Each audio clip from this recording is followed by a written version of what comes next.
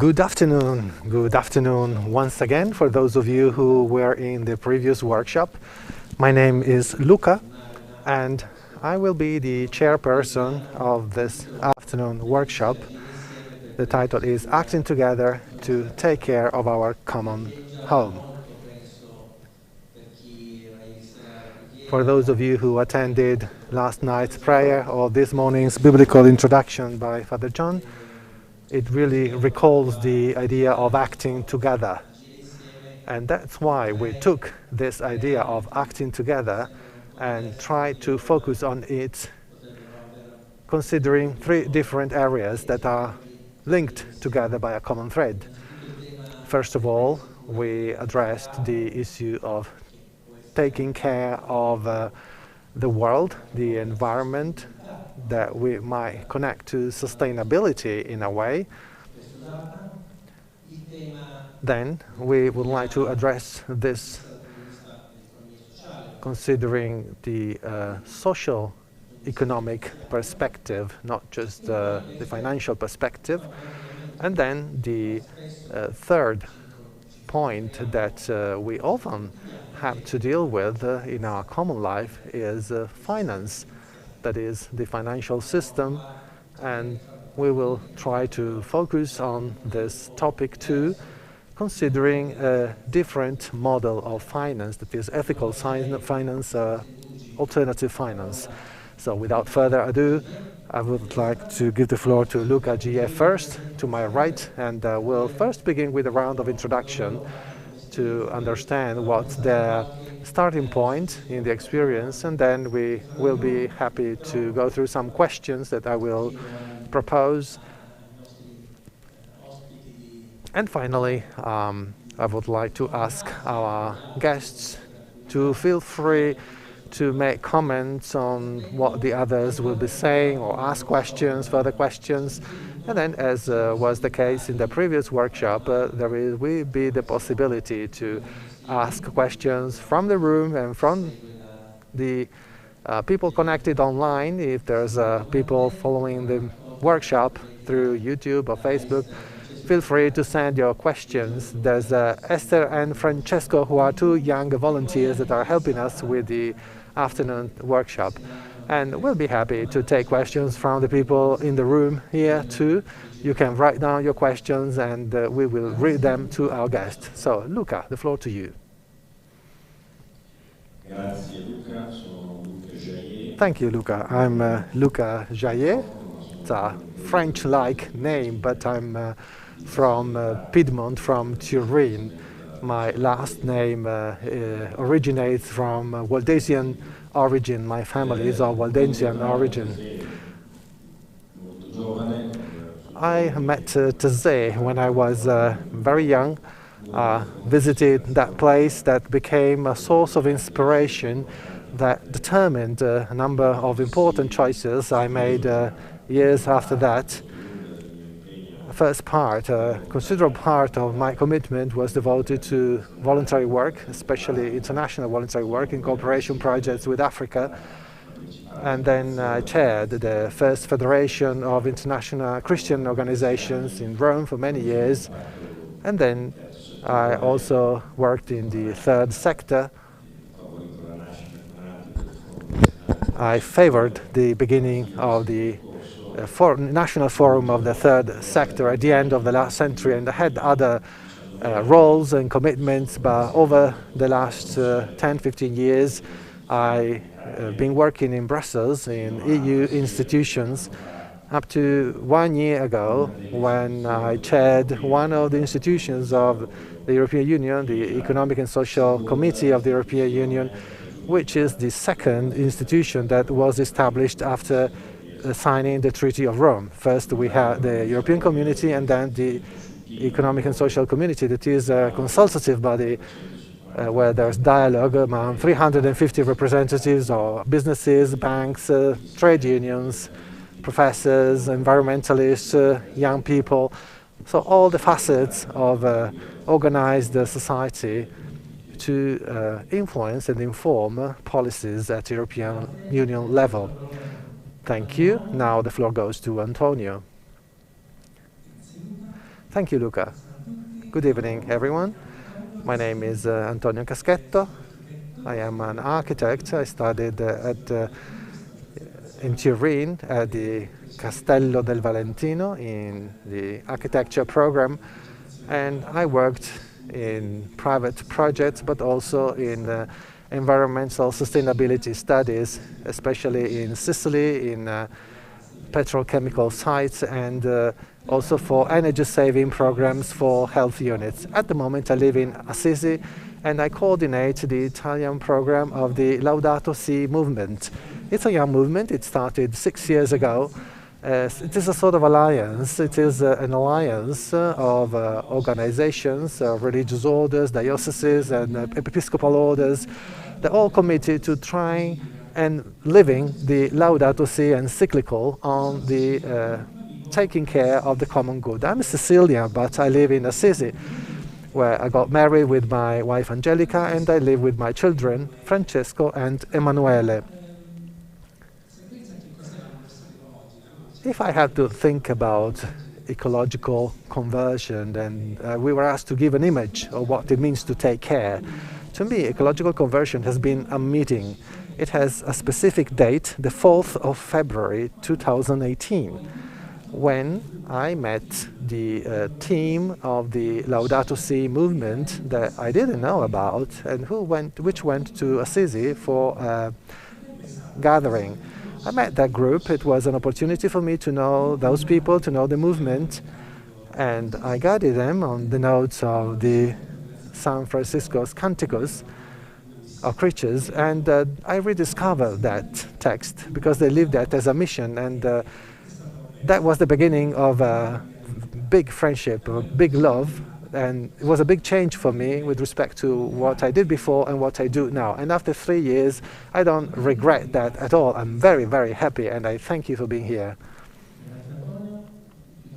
Thank you, Antonio, and now we have Diego. I'll be very brief. Good evening, everyone. My name is Diego, and I'm in charge of the Banca Etica, the Turin branch. This bank only deals with ethical financing, and I've prepared a story to tell you about how I got there. So I made history. That's maybe the end of what I wanted to say. We are all pretty old, let's say, to talk to an audience of young people. So I may tell you about how I got to where I am after 30 years of work in a bank, and working now in a particular bank and dealing with ethical financing.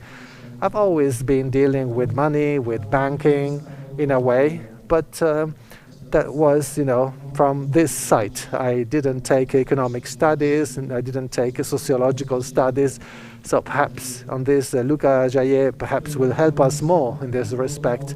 But I've always been involved in practice, and the practice that I could nurture over the years was also mixed with some dirty jobs, as we may say, and I would like to thank you all for inviting me. Right, let's start now. After this round of presentation, you probably can understand that we have tried to focus on finding a link among these different personalities. That might sound complicated, but it's in fact quite easy. We want to hear from them, from their personal experience, and in that addressing a particular topic. So we wanted to go beyond theory. Once we embrace a particular topic, we try to make it our own. So I would like to begin with Luca, and we've heard about his experience in his brief bio sketch, but you could understand that there's important chapters in his life. I wanted to ask him this: what about the challenge of sustainability that has always been connected to the economy? What is the responsibility that each of us can take on to safeguard the common goods of our common home? Common goods, common assets are being referred to quite strongly over the last few years. And it also has to do with the idea of becoming craftsmen and craftwomen of Italy, of a country, and as was mentioned last night by our friend and father. Thank you. Thank you, Luca. I've tried to think about what to say this evening and to give a structure to my presentation, starting off my own personal experience, but in a more structured way.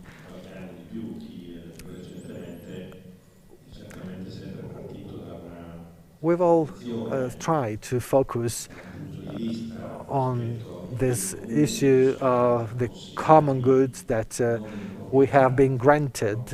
We are not owners, of course, but we have them in use to then pass them on to the others, possibly not destroyed and not wasted, but improved in a way. So that's our basic, our common basis in a way.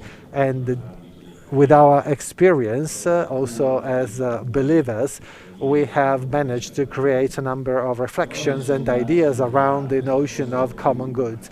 But there's now something that is concrete evidence. It's not just talking about an abstract idea. We are talking about a real challenge of our time.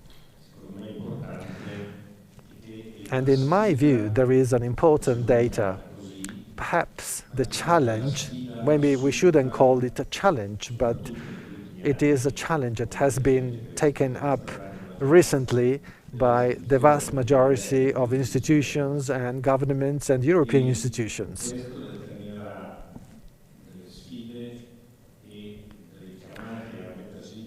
This will determine a number of other challenges and other calls to play a part that will particularly affect you, young people.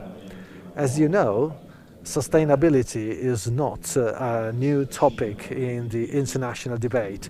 It's always been there since the establishment of the Millennium Development Goals, of the Rio Conference that first set environmental issues, but it's always been around and about. If I had to find a first breaking point, in a way, in the European context, so to say, and let's say that would be a moment that triggered a change, I think that this was the latest European elections, the year before. If you remember, at that time there was great fear. The great fear was about the spread of powers that were aiming to break the common agreement, and with this idea of having the ruling class just made of extreme right representatives or xenophobic and anti-Semitic representatives that may get to have the leadership of Europe. I'm referring to 2017, 2018, and there had been the financial crisis and then the sovereign debt crisis in 2008. Basically, the response to that was a defensive response. At that time, I had taken the chairmanship of the European institution, and together with other colleagues, we thought that the response to those European elections should not be a defensive one. That is a way to defend ourselves to the right, the far right, etc. But we wanted to be carrier of a new vision of the future, and that new vision had a name and a surname. That there was a strategy of sustainability. The idea was to make Europe a continent that is the leader of transitioning towards sustainability. So the idea was to take up all the challenges of a necessary transformation. And I must say that this challenge has been accepted, had a role in pushing towards this direction, but it was very well accepted, and the new European Commission, after 2019, we had President von der Leyen, the first political action that she made after taking office. She calls an extraordinary sitting of the European Council to present the Green Deal, the first political action of her Commission. So this marks a breakthrough, a big change in transforming this general approach. And here comes a critical point that I would like to address. For a long time, the relationship between sustainability and the economy has been linked to an idea of reducing economic impact. You know that Adam Smith, one of the fathers of the modern economy, was a philosopher. And so the term economy, that means from Greek, taking care of domestic economy, that goes beyond the budget of a family, but it's the whole functioning of a family, of a household. So especially considering all the transformations after the Second World War, the economy has always been reduced to a mere accounting factor. The worry was to make budgets work, and if the budget is right, if the books are right, so things are good. If in a family we have a good economic management, in that sense, we can have some future. So the idea basically used to revolve around the best allocation of scarce resources and the necessity to invest in a way that could be profitable, because otherwise capitals could not be found, neither public nor private. And the same applied to also social spheres, to offer everyone opportunities and give a decent salary, a decent job. And this was envisaged to offer a guarantee of life, but it was clear that without a decent salary, people could not consume.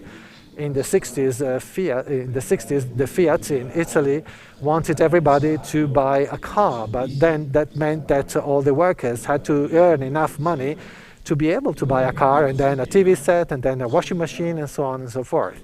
So this system that was set in place in a way that the state could also earn through the taxes enough money to have the whole system functioning properly. But this system started to face a big crisis in the first decade of the new millennium, and the first financial crisis of 2008 was great evidence of that. But the big change in paradigm came with the appearance of the climate issue, and so safeguarding the world within the economic question and safeguarding the creation, to talk about in Christian terms. So it's not just about an external factor that is addressed through external actions. Let's say a company pollutes and so they can pay taxes to counterbalance that, but it has become a structural factor. The environmental issue has become an increasingly perceived challenge. It is a restraint, but progressively this has also become a field of economic opportunities for the economy of tomorrow. That's the great change.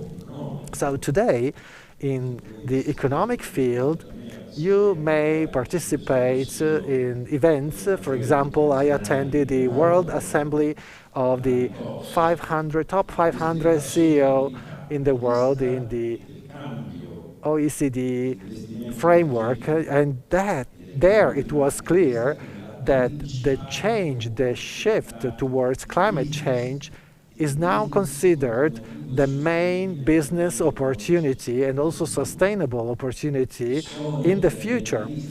The dream on environmentalists and those who were worried about the destruction of the common home and the creation has now become the core of everyone's business plan. Because today we are facing a twofold transition assumed by the economy and policy makers that is driving the 20 years that are awaiting us. One is environmental transition.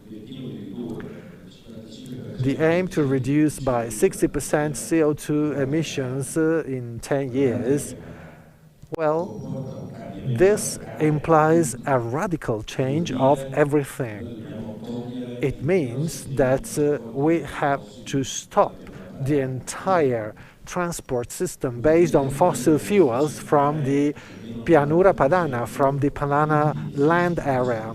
It means that we have to change the heating system of all public and private buildings that are responsible for 50% of pollution. So the investment in creative solutions and alternative economic activities is incredibly great. There's now a bit of a polemical debate about getting back to nuclear energy, considering the nuclear energy. But years ago, you would never imagine to hear a representative of the German government saying that the nuclear energy is over, is dead. Well, these are past ideas that are now being reconsidered, and the new CEOs are pushing towards that. And the second point is digital transformation. This is a cognitive, innovation, and technological challenge, and also will affect production capacities. The impact will affect every single sector of the economy, of the society, and we've decided to start using technology to work from home because of the pandemic, and otherwise that would have never taken place with the same intensity. But this has shown us the huge investments that will be necessary and that will be made to support all this. Only in some big companies, some larger debates, more structured debates have been started on how to rethink the organization of labor. And considering the reorganization of labor means reconsidering the organization of one's life, of transport, of cities, how we distribute resources in the community, and so on. And these two transformations are also connected to a very critical point, that is the issue of sovereignty, the return of sovereignty. We've discovered that from the pandemic, as we were depending on the production of ventilators, for example, in China, or the production of vaccines that are produced only in certain places. So today, now this has been rediscovered very clearly. Now raw materials to support the digital transformation and the environmental transition and the basic materials such as semiconductors are not available here. So there is an issue of sovereignty, of control of these processes, and of control of access to raw materials that we need, and also of revision of the so-called value chains. But this would imply a change in the system of globalization as we know it, as we have known it for the last 30 years. So all this means that the economy will change abruptly with consideration of the environmental transition and all the sustainability issues. So a big transformative challenge is going to be planned in labor, in businesses, but also in the organization of life and our society. Some people even dare to say that it will affect the organization of democracy, that in the past it used to be based on the conflict between organization and the labor, but that will be seen in a way. And there are challenges that will accelerate more and more. By the way, the European Commission is convinced that this is the challenge of the future that will have to be transformed into an opportunity. So much so that it has been set as a priority at the beginning of its mandate. But after 1 year since the pandemic, the Commission has decided to double the target within these objectives. So the objectives of CO2 reduction by 50% and the acceleration of the process was taken during the pandemic, as if they were saying that the best answer to reconstruct the economy after the pandemic is to accelerate the transition, the ecological transition. So this transition implies an enormous risk capacity, innovation, putting oneself at stake and rethinking lots of things.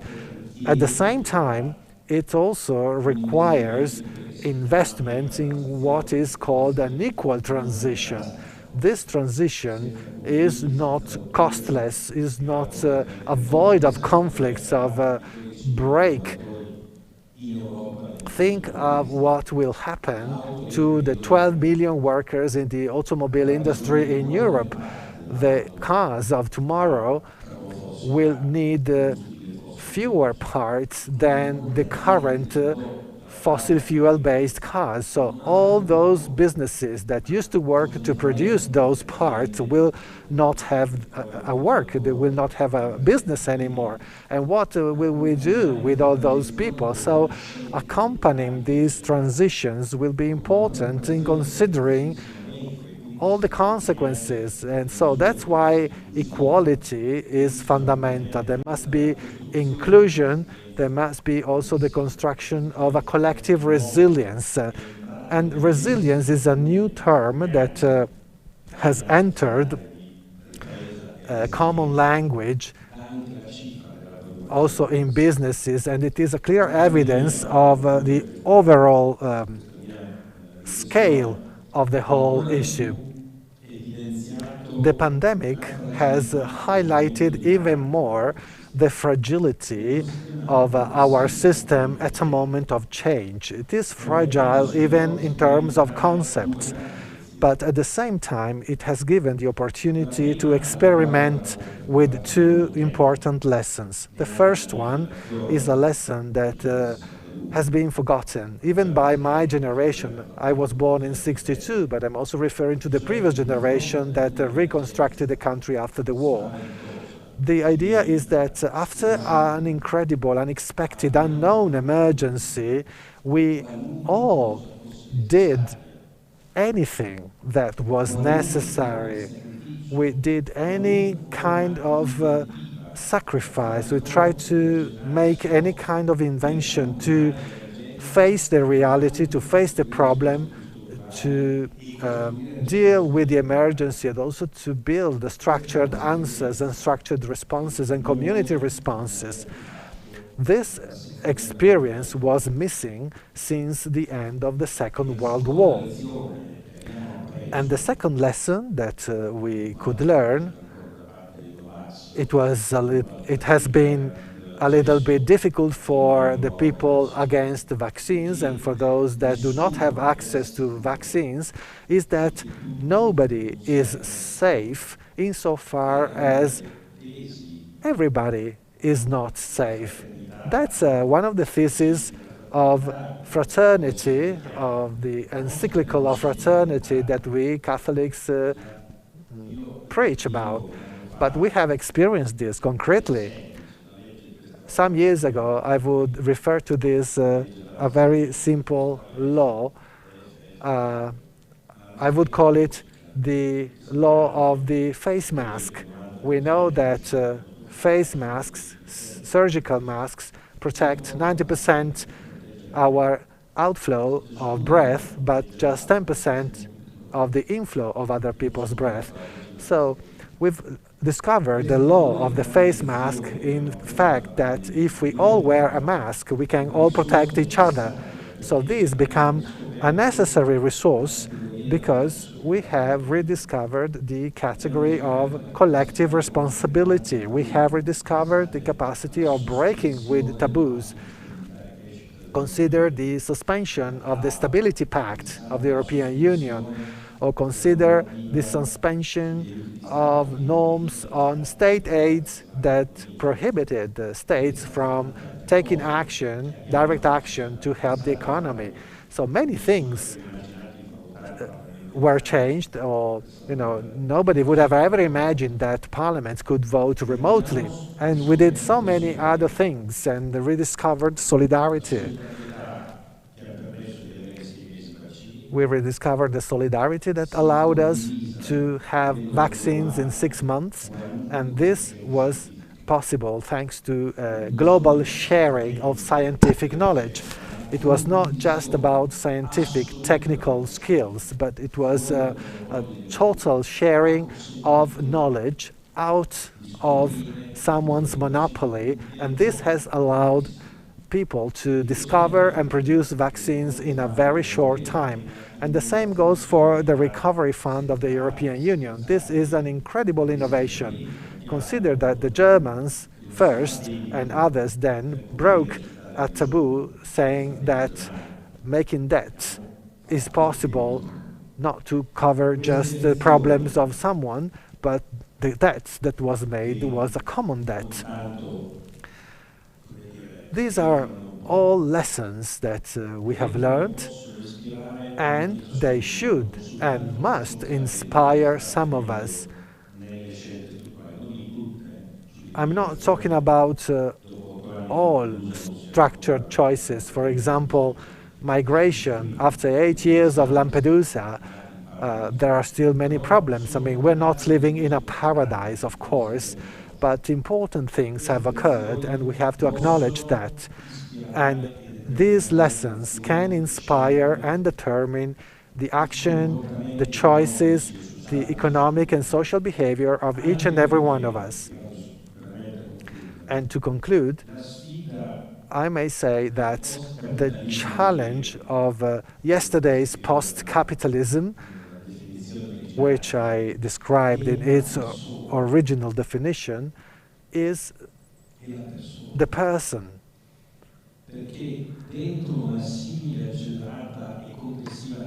We have a very complex and accelerated transition, and within this transition it is the person and their creative capacity to participate, to put themselves at stake, and to be able to generate a job and resources in finance and in other fields.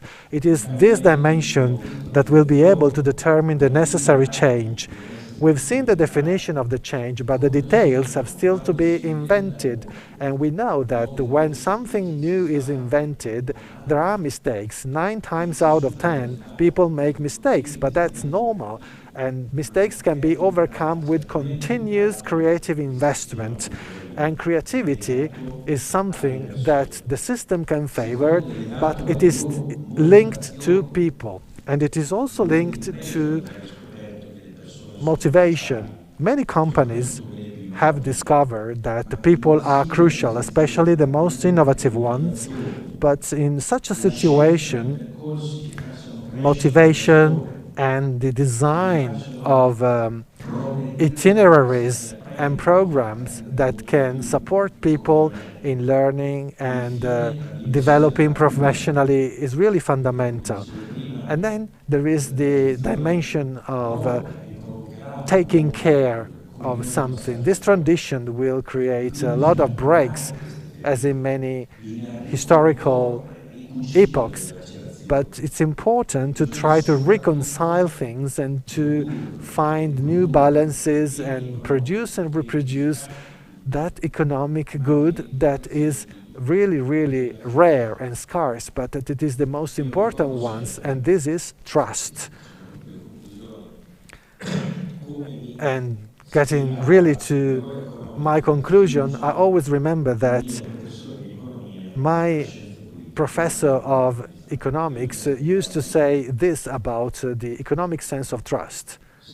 He used to say this: if you go to a bar,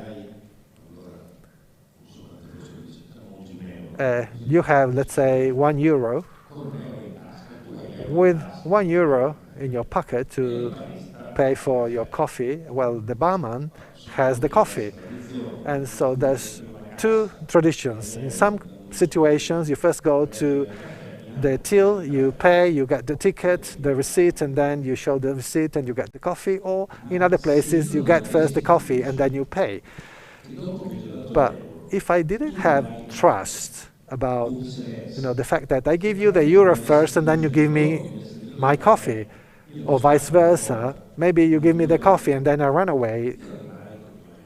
I would, if you didn't have that kind of trust, I would remain with my euro coin and the barman would remain with their coffee. My need would be not met, the economic need would not be met, and so the economy would be stuck. So this is a fundamental kind of trust of economic relations, beyond contracts, beyond agreements. And this kind of trust cannot be guaranteed just by imposing control with law enforcement measures there in every single bar. And this is fundamental for capital, and it's all the more fundamental in a period of accelerated transitions where risk increases. This capital must be looked after and reproduced, and it's only by taking care of a system of relationships and a community of a common belonging, of collective responsibility, may preserve all this and let this system grow. In other words, this was called the economy of Francis, starting again from fraternity, but fraternity today is turned into an economic category. Fraternity today is turned into a political category. And we have the person putting themselves at stake, and this will be really the critical factor that will be necessary to transform challenges into opportunities to redesign the sustainable economy of the 21st century.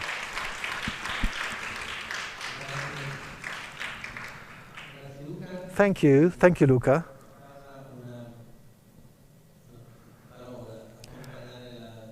I would like to remember a word about what you said, accompanying this transition that is a complex moment, and we're happy that the Taizé community and the city of Turin were able to hold the events, the gathering today and in these days, have the opportunity to go deeper into these complex topics.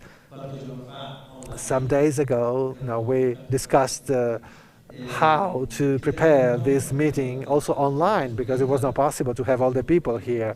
So I would like to ask Antonio to tell us about his experience over the last few years of the movement. What about taking care of creation? We consider that it can be a very concrete step. We've seen that from an economic point of view, and now we would like to hear from you, from your experience, and see how it can be considered from a spiritual perspective, as I think that is the soul of the Laudato Si movement.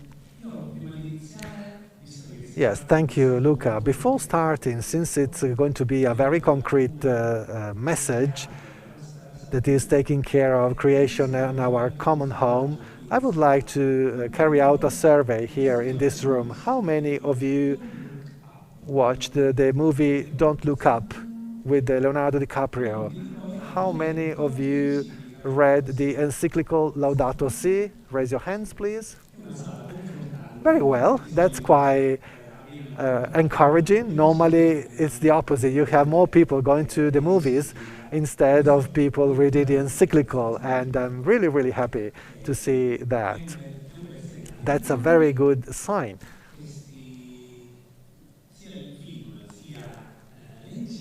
Both the movie and the encyclical, but in particular the encyclical, without any doubt, highlight, especially in the first chapter, how our house is on fire.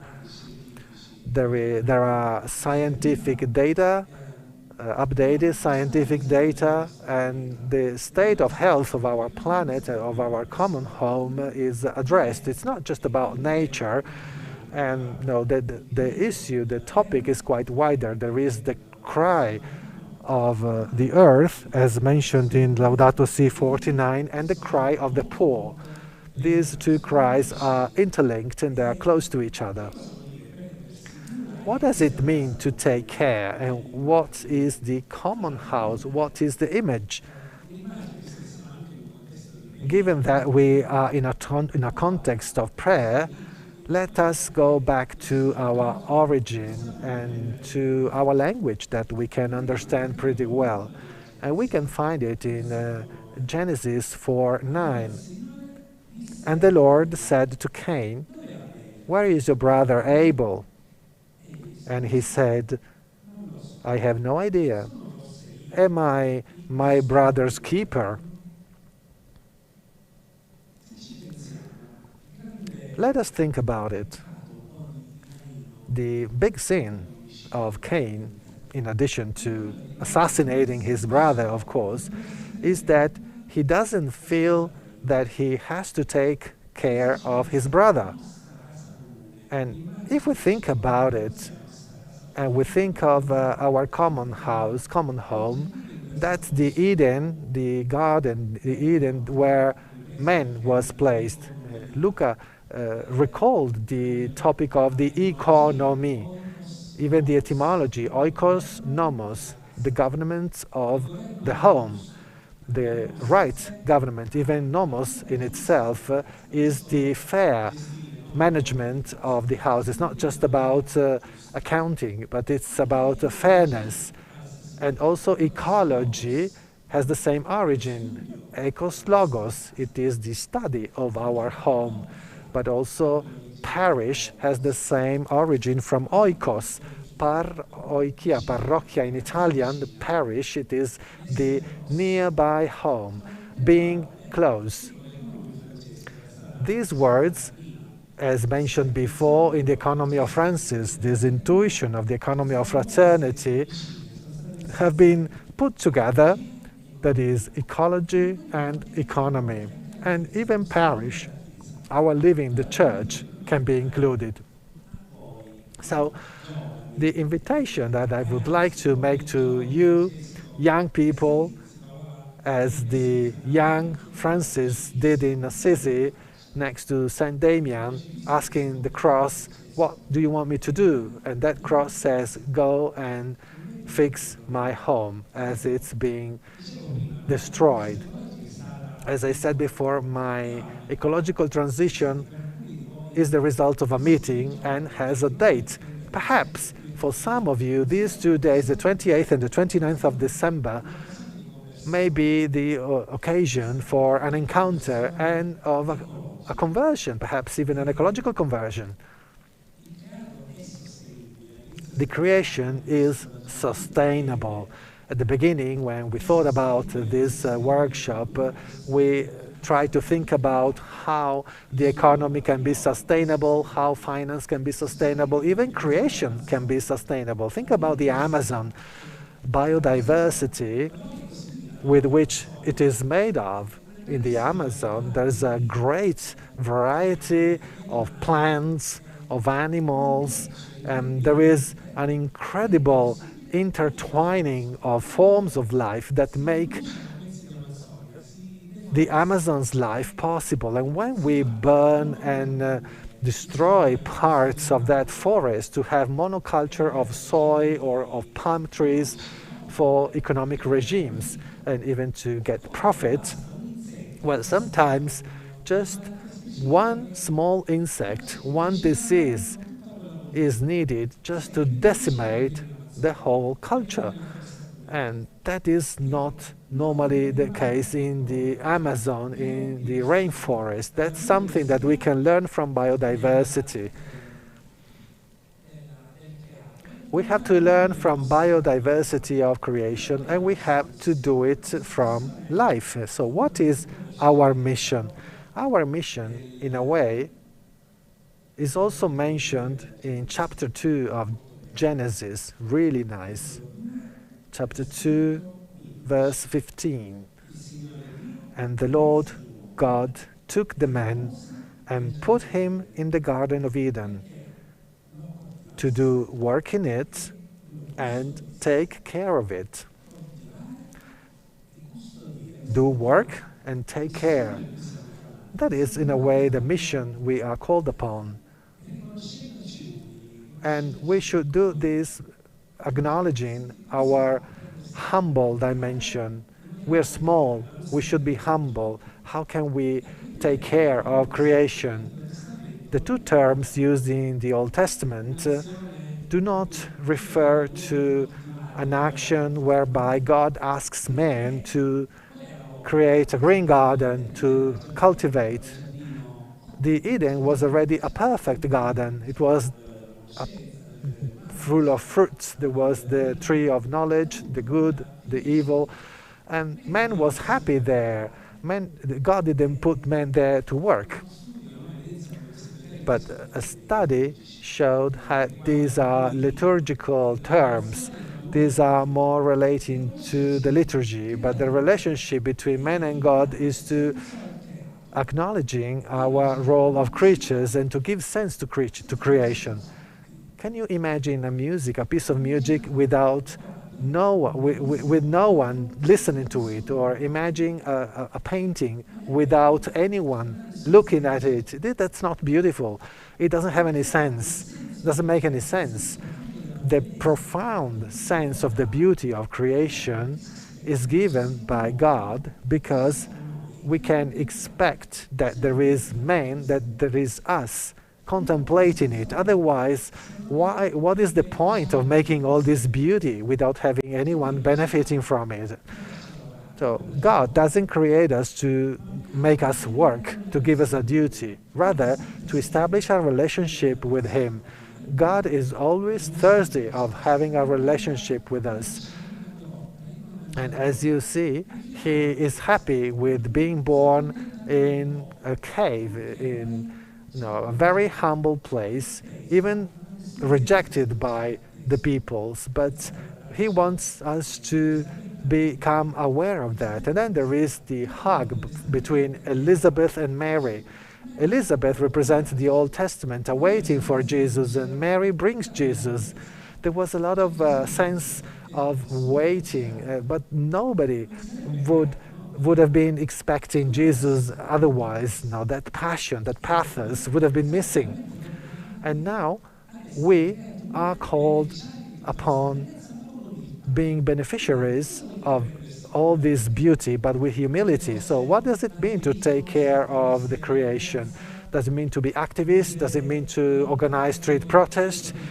Does it mean fighting against powers or protesting during the COP26 conference? Or should we commit ourselves to change our lifestyle, or become sort of eremites for the planet? Well, it's not just about this. It can be this. But the first thing that we have to do is to give sense to the work. And so John in chapter 6 says, this is the work of God you believe in. Incredibly, taking care of creation calls us on this. You are a creature, and do you believe it, that you are a creature and you have been given this garden? And in this garden, you have to aspire, you have to believe that you are having a relationship with the creation, with the entity that created all that beauty. So that's the mission that we try to live in the Laudato Si movement. This movement was born on the wake of the protests from the Paris conference. We try to give stimulus to the governments so that they could commit themselves and make commitment, and audacious ones, because our house is on fire. Now, people talk about change, but instead of climate change, we should talk about the climate crisis. It is an environmental and climate crisis, and the effects of this crisis are still evident for all of us. What's happening, for example, in Sicily last month. There's been typhoons in the Philippines, and with violent climate events. There's disasters in the Amazon, in the delta of the Niger. Entire populations are forced to relocate, to displace themselves. So we are still in this common home. Let us try to look at it and to act. I try to keep belonging to the category of young people. So I say we young people, what can we do concretely? Well, our movement is a young movement and it tries to give this response. In the official webpage of our movement, you can read the mission, and the Laudato Sea Movement has the aim of inspiring and mobilizing the Catholic community to take care of the common home. Inspiring and mobilizing. So inspiring really comes from the desire of living and embodying this original request by God to take care of something. And our reference model for inspiration is Saint Francis of Assisi, as described in the encyclical Laudato Si. Pope Francis wrote that Saint Francis manifested a particular attention towards the creation of God and towards the poor and the outcast. He loved and was deeply loved for his joy, his generous self-giving, his open-heartedness. He was a mystic and a pilgrim who lived in simplicity and in wonderful harmony. And look, this is really the integral ecology. It is the painting of St. Francis. He would live in wonderful harmony with God, with others, with nature, and with himself. These four aspects are the integral economy. We thought about that the ecology is just about nature. Instead, integral ecology, in its fullest sense, concerns these four dimensions: the relationship with God, with others, with nature, and with oneself. He shows us just how inseparable the bond is between the concern for nature, the justice for the poor, commitment to society, and interior peace.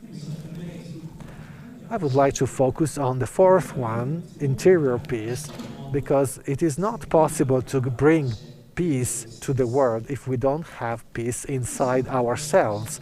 And how can we have peace inside ourselves in a relationship that is real with God? And this is possible through prayer.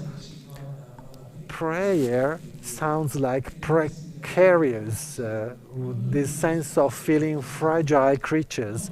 All of us are fragile. We all feel the need to have God next to us, our Creator, and to have Him with our communities and our churches. Think of the power of prayer. You've been living these 2 days in this wonderful context of Tezé.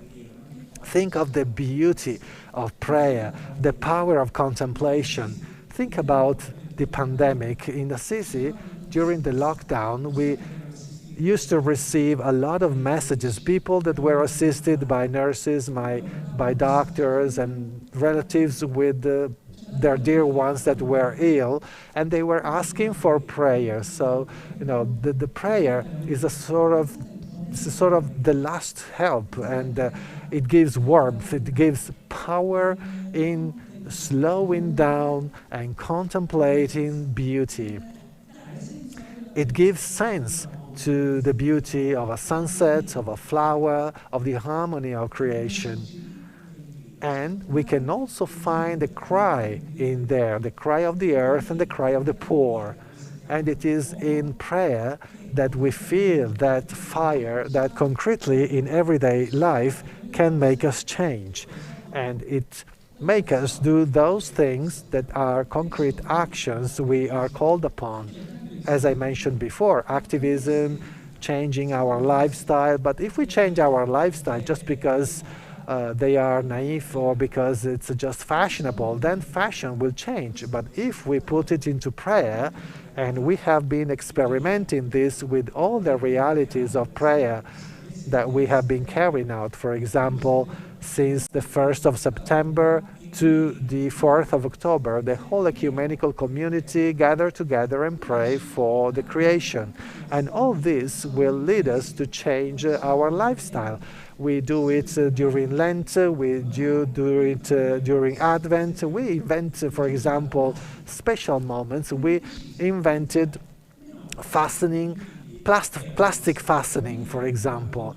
Our children were our police forces, and my wife would do the shopping, and my children would point to plastic products, and so they didn't want us to buy products with plastic. And since then we converted our relationship with plastic, because we learned that there are islands of plastic in the oceans, there's lots of plastic pollution everywhere. And the same goes with the excessive consumption of meat. We don't aim to become vegan or vegetarian, but it's important to find a balance, to find harmony. So we are in a journey towards these lifestyles, and we get there through prayer. The more we pray on these themes, the more our heart will become docile. So to conclude my intervention, I may refer to how action is experienced. So the action is first experienced internally, spiritually. So there is first, as an ecological conversion, there is a conversion that will make us change our way of seeing things. And then this conversion will become a community action. The Pope in the encyclical talks about a long-lasting change is possible when conversion is a community conversion. And in bringing our communities, for example, with the circles of the Laudato Si movement can be very helpful, because changing lifestyle, changing our way of thinking is easier, and it's also nicer when it's done with other people. You know, we want to feel to work together. In the synod means walking together. So in these everyday conversions, we can get to a global dimension. These are challenges to change the world, because we, young people, I try to keep part of the network of young people, have dreams. Our dreams is a dream for a better world, a nicer world, and that's our commitment. We do this even raising our voice, the prophetic voice, and the Laudato Si movement is also expressing some fights. We were at the COP26 conference with the Vatican to make our voice heard. We launched a petition, a safe planet for safe people, healthy planet for healthy people, and we try to express the things that are required due to the cry of the earth and the cry of the poor. We refer to disinvesting in fossil fuels, and we really are carrying out so many campaigns, and one of them, of which we are very proud, is to involve the Catholic community in these campaigns. The Catholic communities is at the first place, 250 organizations, $14 trillion disinvested in these years. It's a drop in the ocean, maybe, it's little, but still, these dreams are still there to make us believe that we are part of a community, and together we want to take care of a common home. You have all received the Cantico delle Creature, the Laudes Creaturarum, to think about diversity and biodiversity. And I would like to conclude with the image with which I opened my presentation, talking about the Amazon that lives for biodiversity. And so as a Catholic community, we want to have diversity of charisma. The Laudato Si movement is not just one more movement, because it lives the diversity of languages of Franciscans, of Salesians, and other fraternities. They all continue with within their own journey, but with a common objective, a common target. And we try to emphasize all the projects, all the proposals that already other people were carrying out. And we would like to emphasize the end of the Canticum, that is to pray the God and to serve the God and to thank God with great humility. Thank you. Thank you, Antonio, taking care of creation, working together. And before we talked about the letter of this year to become craftsmen of all this. And now Diego will give his presentation, which seems to be out of tune, because as he said before, he is an operator of the financial system. And with respect to the previous presentations, the Luca presentation was more about European and international policies. Your presentation gave a sort of translation in terms of ecological transition, but it is not out of tune at all. As you see, Diego is really shy. He looks worried. How much time do I have? Right. What I would like to tell you about, to talk about then ethical financing, is a very brief and short personal story. It's not a story of a hero or anything like that, but when I was asked by Luca to take part in this workshop, I asked myself, okay, where did I start from in all this work that I did in the banking field?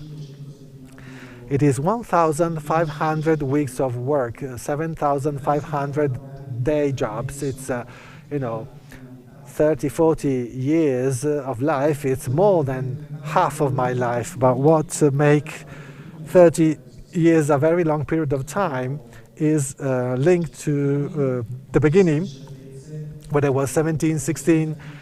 I had no certainties, and I was, getting my critical views, and I had one certainty, and I was sure that I would have never worked in a bank. And when I was 19, I started working in a bank, and here I am, and I am also happy now to say that I am part of that system. But I asked myself, why at that age, with such a critical stance, I had that kind of journey? I was against that kind of world, that kind of system, that kind of institution, perhaps because more than other institutions, banks have always had direct contact and an immersion with money, and that would make me feel uncomfortable. I had sort of romantic view, and I thought that money was really, really arid as a thing, as such. Now we're talking about the common good, the common assets. In fact, having to do with money, unfortunately, means having to do with an asset that is a functioning asset. I went to the dictionary, I looked it up in the dictionary, what it means to have been a functioning asset, and it's, something that can be exchanged, and again, recalling the dictionary definition, it is said of people or things that can be used one instead of the other one.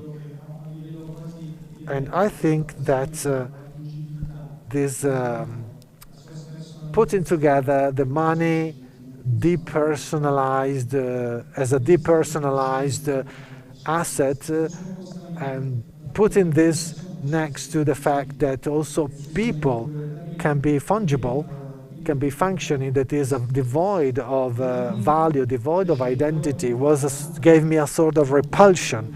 I was against this sort of approach, this sort of approach of this idea. But then during the 90s, I got to know fair trade and the happy degrowth and sustainable development. And I also started learning about ethical financing. And in Thésée, that was by chance, but one of the first persons that mentioned ethical finance to me, and that mentioned the fact that in Italy, a real bank was being developed, created bottom-up grassroots movements, and cooperative associations were working on that, and they aimed to only work in the ethical field. And I learned about it from a person who was in Thésée.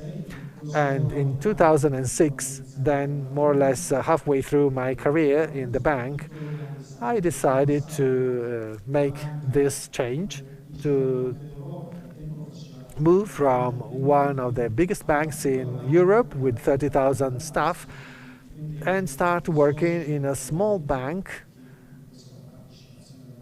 where the employees were all stakeholders with just 100. So between 30,000 to 100 was a big change. It was not a heroic change, but it was a tactical choice for me. And I would like to finish this part of my presentation for then concentrating more on ethical finance and refer to the images that I have, that I see when we think about taking care of a common home and putting it together with the idea of money. So if I think about the money, the image that I have in my mind is a book cover and the title of a book and the title of a seminar of ethical financing that I attended some years ago. And the title is "The Money as If People Counted Anything." Well, this is a sentence that instills a doubt, and it opens up to other words that can be referred to, for example, health as if people counted anything, or the fight against the pandemic as if people counted anything. So we could use the same title with respect to many different issues. But in taking care, if we think about the idea of taking care, I would think of the possibility of using money, always keeping this principle in mind, that is, using money as if the people counted something. So a common home and money, common home is a metaphor, but it is hard for me to think about a home made of steel and cement. Otherwise, I would think of the big towers where bank headquarters are located. If I think of a common home with money coming from ethical finance, is a home without walls. It is a home made of people, and it is a place where people can really count.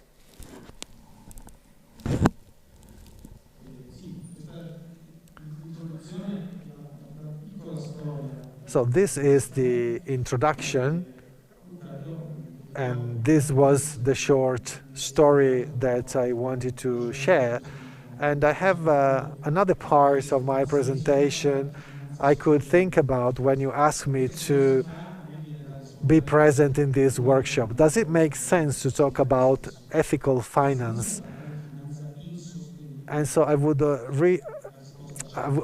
consider this question asking another question. Does it make any sense to talk about unsustainable finance? Well, it doesn't make any sense to talk about unsustainable finance, so let's talk about only sustainable finance. And I would say more, sustainable finance is part of ethical finance. That is, sustainable finance doesn't really call into question the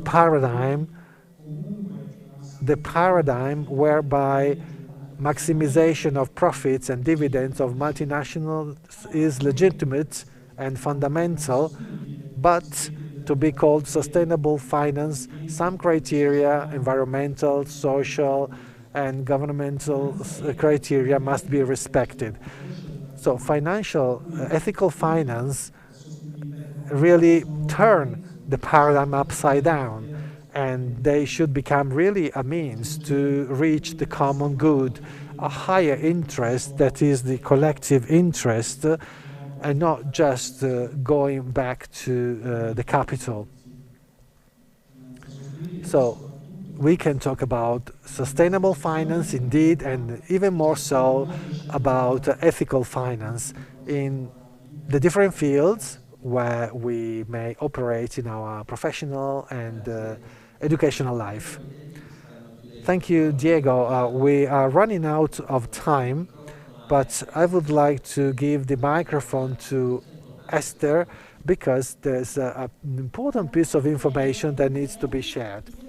Well, thank you very much for your presentations. Unfortunately, we don't have much time for questions, but I wanted to say that we are being followed by from Brazil, Spain, Germany, Poland, Italy, Argentina, South Africa, India, and many other countries. So we would like to say hello to all our friends following us from abroad with an applause, and thank you all for sharing.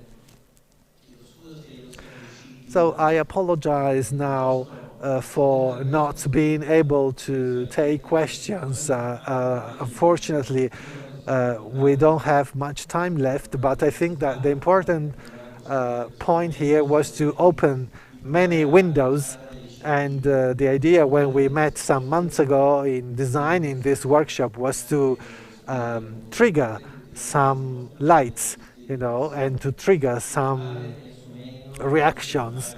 And I would like to summarize, the main points that have been raised. There is an economy that is being transformed considerably. There is an economy that should take care of creation in the widest way as possible. And then there is an economy that should have also careful use of resources, in this case financial resources, that can be available to the community and to common goods. Certainly this is a shift in paradigm that we have tried to open with this workshop. For those of you who only joined us this afternoon, I would like to inform that this is just one stage of the Thésée event in Turin that should have been held last year, but the friars and the dioceses in Turin wanted to keep now. So we're celebrating these 2 days here in Turin, but on the 7th, between the 7th and the 10th of July in Turin, we will have the big event with many open air spaces and many members of the community that will welcome you. Thank you. Thank you all very much.